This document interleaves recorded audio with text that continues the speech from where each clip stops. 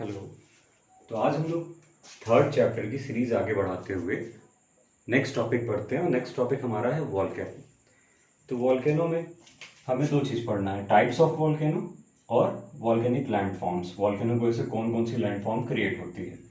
तो पहले तो एक बेसिक चीज़ समझ लीजिए कि मान लीजिए वॉल्केनो है, तो वॉल्केनो में से जो मैग्मा और लावा, ये कॉन्सेप्ट समझना आपको ज़रूरी है कि ये अंदर जो है वो कहलाएगा मैग्मा, और जैसे ही ये बाहर आ गया तो बाहर आने पे ये कहलाएगा लावा। ठीक है, ये एक बेसिक कॉन्सेप्ट है जो कि इम्पोर्टेंट है, इसमें कंफ्यूजन बहुत होती है। अंदर वाला मैग्मा, बाहर वाला लावा। अब इसके बाद हम लोग समझते हैं पहली type, shield volcano. Shield volcano, जैसे कि शील्ड आपको देखने को, शील्ड का सिंपल मतलब समझेंगे, ऐसे समझ लेंगे रियल लाइफ एग्जांपल से कि जैसे कैप्टन अमेरिका की शील्ड होती है ना, वो ज़्यादा बड़ी नहीं रहेगी, मतलब ये वॉल्केनो ऐसे ज़्यादा ऊंचाई नहीं पकड़ेगा। ये वॉल्केनो जो है कम हाइट का होगा, कुछ ऐसे शेप का। ठीक है, यहाँ से मैग्मा निकलेगा, जो मैग्मा निकलेगा बाहर आएगा, लावा बन जाएगा, वो मैग्मा बेसॉल्ट का होगा। बेसॉल्ट क्या होती है? बेसॉल्ट एक टाइप ऑफ लावा है। बेसॉल्ट क्या है? बेसॉल्ट एक टाइप ऑफ लावा है जो कि बहुत फ्लूइड नेचर का होता है, जो कि ईजिली फ्लो हो सकता है। तो ये ईजिली फ्लो होके दूर दूर चला जाएगा, इसीलिए माउंटेन की तरीके से हाइट नहीं पकड़ेगा। शील्ड वॉल्केनो ज़्यादा ऊंचा नहीं जाएगा। अब इसमें जब निकलता है, मान लीजिए पहले एक वॉल्केनो था, पहले एक ये माउंटेन था, माउंटेन के ऊपर वाला पार्ट ये ऐसे कोनिकल शेप बना रहा है, ये कोन के तरीके से था, जैसे जोकर की टोपी होती है उस टाइप का ये था। अब इसमें से जब नीचे से आने लगा मैग्मा और ये एक्सप्लोड हुआ, तो एक्सप्लोजन की वजह से इसका ऊपर वाला पार्ट हट जाएगा, तो ये अंदर वाला पार्ट जो बन जाएगा, इसी को कहते हैं सिंडर कोन। ठीक है, यहाँ क्या डेवलप हो जाएगा? सिंडर कोन डेवलप हो जाएगा। तो इसके अंदर जो शेप डेवलप हो रहा है वो सिंडर कोन डेवलप हो रहा है। इसके अंदर से जो लावा निकल रहा है वो कैसा है? बेसॉल्ट के नेचर का है। अब एक्सप्लोसिव नेचर की बात कर लेते हैं इसकी। तो देखिए, ये जनरली एक्सप्लोसिव नहीं होगा। वर्ल्ड में सबसे ज़्यादा वॉल्केनो जो पाए जाते हैं उनमें से सबसे ज़्यादा होते हैं shield volcano. Shield volcano explosive nature के जनरली नहीं होते हैं, लेकिन कब ये एक्सप्लोसिव बन जाते हैं? तब ये एक्सप्लोसिव बन जाते हैं कि मान लीजिए कि यहाँ पे पानी भर जाता और उसके बाद इसमें वॉल्केनो फटता, इरप्ट होता, तो फिर ये एक्सप्लोसिव नेचर का हो जाता, नहीं तो ये एक्सप्लोसिव नेचर के जनरली नहीं होते हैं। अगर इनके एग्जाम्पल की बात करें तो इसका एग्जाम्पल, सबसे बड़ा एग्जाम्पल है हवाईन जो वॉल्केनोज हैं, हवाई के वॉल्केनोज जो हैं वो शील्ड वॉल्केनो कहलाते हैं। ठीक है, तो समझ गए हम लोग शील्ड वॉल्केनो क्या होगा। शील्ड वॉल्केनो ज़्यादा ऊंचाई नहीं पकड़ेगा। शील्ड वॉल्केनो से जो लावा निकलेगा वो बेसॉल्ट टाइप का होगा। बेसॉल्ट क्या होता है? एक लावा का टाइप होता है जो कि ईजिली फ्लो करता है।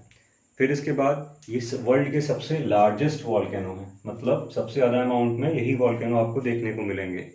एक्सप्लोसिव नेचर इनका कम होता है, एक्सप्लोजन नहीं होता है, लेकिन कब एक्सप्लोजन होता है? जब उसमें पानी भर जाए। ठीक है, और ये अपने कोन को जब पहली बार इरप्ट करते हैं तो हटा देते हैं, इसीलिए इनका जो शेप हो जाता है वो सिंडर के फॉर्म में हो जाता है। इसका एग्जाम्पल है हवाईन। ठीक है, अब नेक्स्ट टाइप ऑफ वॉल्केनो पे आते हैं जो कि हमारा कंपोजिट वॉल्केनो।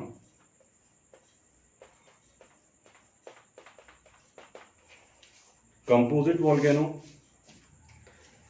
जनरली जो है ऊंचा हो जाएगा। बता रहे हैं क्यों ऊंचा हो जाएगा।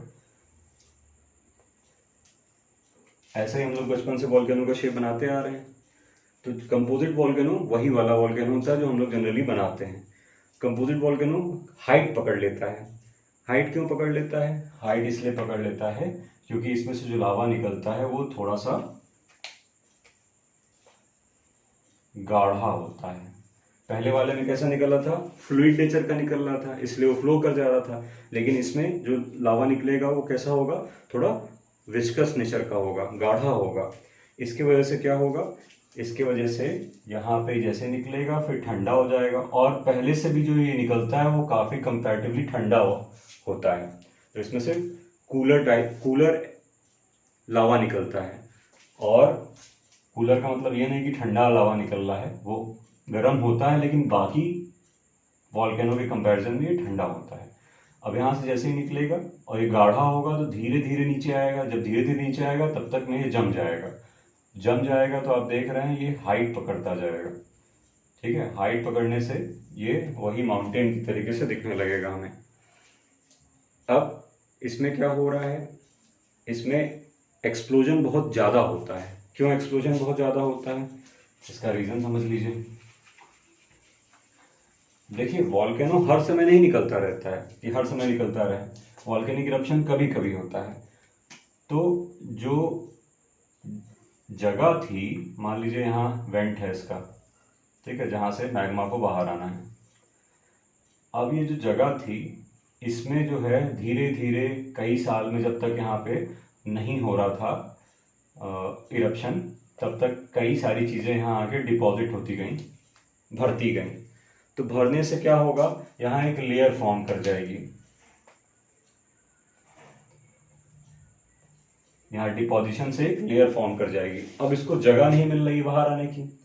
ठीक है, अब जिस दिन इसको जगह, जब ये नीचे से प्रेशर बहुत ज़्यादा पड़ेगा तो ये जो लेयर ऊपर जम गई है वो सब तोड़ते हुए बाहर निकलेगा। अब ये तोड़ते हुए जब बाहर निकलेगा तो एक्सप्लोजन बहुत तेज़ी से होगा। ठीक है, तो होपफुली समझ में आ गया होगा कंपोजिट वॉल्केनो क्या होगा।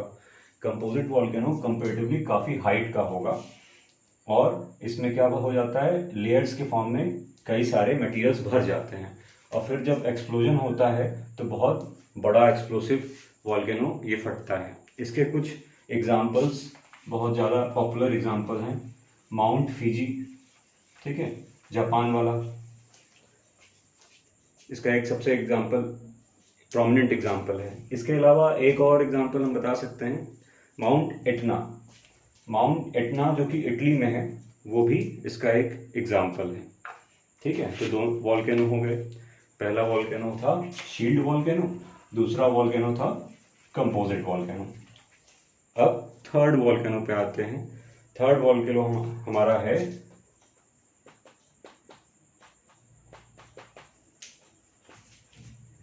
काल्डेरा। काल्डेरा जो होता है ये सबसे एक्सप्लोसिव नेचर का होता है। पहला वाला सबसे कम एक्सप्लोसिव का नेचर का, लेकिन पानी भरने के बाद उसमें भी एक्सप्लोजन होता है। दूसरा वाला एक्सप्लोसिव नेचर का, लेकिन काल्डेरा जो होता है बहुत ज़्यादा एक्सप्लोसिव नेचर का होता है। इतना ज़्यादा एक्सप्लोसिव नेचर का होता है कि ये जब इरप्ट होता है, मान लीजिए ये कोई जगह थी जहाँ से वॉल्केनो को इरप्ट होना है। अब ये जब इरप्ट होता है, क्योंकि इसमें से इतना ढेर सारा मैग्मा निकलता है, इतना ढेर सारा मैग्मा यहाँ पहुँचता है और लावा के रूप में निकलता है कि ये पूरा ब्लास्ट कर देता है। और ब्लास्ट करने के बाद ये अपने आप को कोलैप्स कर देता है, मतलब अपनी सारी पार्ट को ही उड़ा देगा। इतना तगड़ा यहाँ पे एक्सप्लोजन होगा, और ये फिर बाद में ऐसे देखने को मिल जाएगा, गड्ढा हो जाएगा, इसमें डिप्रेशन फॉर्म कर जाएगा। इसी डिप्रेशन को काल्डेरा बोलते हैं। इसी में कई बार आप लेक देखने को मिलेंगे, इसी में कई बार पानी भर जाता है। ठीक है, तो ये इतने एक्सप्लोसिव नेचर के होते हैं कि अपने आप को कोलैप्स कर देते हैं, अपने आप को उड़ा देते हैं, और उड़ने के बाद नीचे जगह डिप्रेशन के फॉर्म में बसती है। उसी डिप्रेशन को कहा जाता है काल्डेरा। ठीक है, इसका एक्सप्लोसिव नेचर सबसे ज़्यादा था। अब last type, second last type of volcano हम लोग देखते हैं, फ्लड, बेसॉल्ट, ठीक है, प्रोविंस।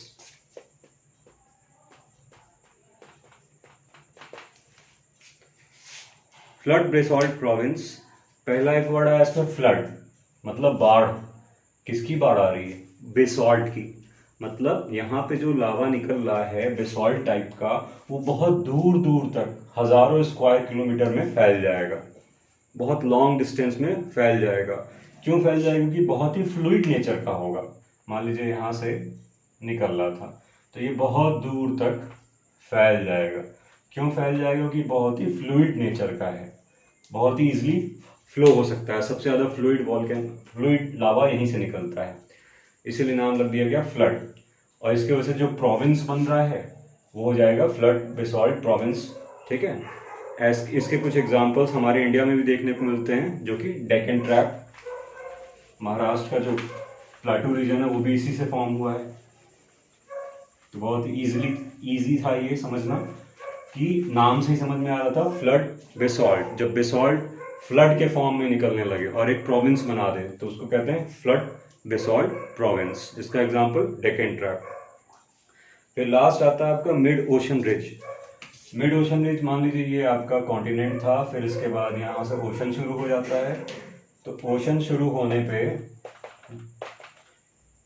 आप देखेंगे अंदर जाके कि यहाँ पे एक आपको पार्ट देखने को मिलेगा जहाँ पे से वॉल्केनो इरप्ट हो रहा होगा फ्रीक्वेंटली। इसका क्या एक खासियत होती है कि लगातार इरप्शन होता जाता है, और इरप्शन होने की वजह से अगल बगल एक लैंडफॉर्म बन जाती हैं जो कि एक जैसी दिखाई देती हैं। तो कुछ ऐसा हो जाएगा, ये आपका यहाँ से निकल रहा है लावा, और यहाँ पे भी माउंटेन्स बन जाएंगे, यहाँ भी माउंटेन्स बन जाएंगे। ये आगे हम लोग जब सी फ्लोर स्प्रेडिंग थ्योरी देखेंगे उसमें ज़्यादा डिटेल में कवर अप करेंगे। बस अभी इतना जान लीजिए कि मिड ओशन रिज का मतलब हो गया जो ओशन के बीच में रिजेस के जो जगह हैं वहाँ से जो निकल रहे हैं मैग्मा लावा बन के, और बगल बगल में माउंटेन्स बना दे रहे हैं और सी फ्लोर को स्प्रेड कर रहे हैं। इनमें फ्रीक्वेंट बहुत ही तेज़ी से लगातार होता रहता है इरप्शन, इसीलिए नए लैंडफॉर्म क्रिएट होते रहते हैं, इसीलिए हमारा सी फ्लोर जो है स्प्रेड होता रहता है। और ये ऑल ओवर वर्ल्ड में 70,000 किलोमीटर में फैले हुए हैं। इसका एक सबसे प्रोमिनेंट एग्जांपल है मिड अटलांटिक रिज। जो मिड अटलांटिक रिज है वहां से लगातार लावा निकल रहे हैं। तो हमने आज समझा types of volcano. 5 type of volcano थे। पहला शील्ड वॉल्केनो। शील्ड वॉल्केनो ज़्यादा ऊंचाई नहीं पकड़ता है। दूसरा कंपोजिट वॉल्केनो। कंपोजिट वॉल्केनो काफ़ी हाइट पकड़ लेते हैं। फिर तीसरा काल्डेरा। काल्डेरा अपने आप को ही डिस्ट्रॉय कर देता है। फिर चौथा जो था वो flood basalt province. Flood basalt province का मतलब जो इतना ज़्यादा बेसॉल्ट फ्लड के फॉर्म में बह रहा है कि एक प्रोविंस क्रिएट कर दे रहा है। फिर पांचवा मिड ओशन रिज, जो कि ओशन के अंदर निकल रहे हैं। तो ये हो गए टाइप्स ऑफ वॉल्केनोस। होपफुली समझ में आया होगा। Thank you.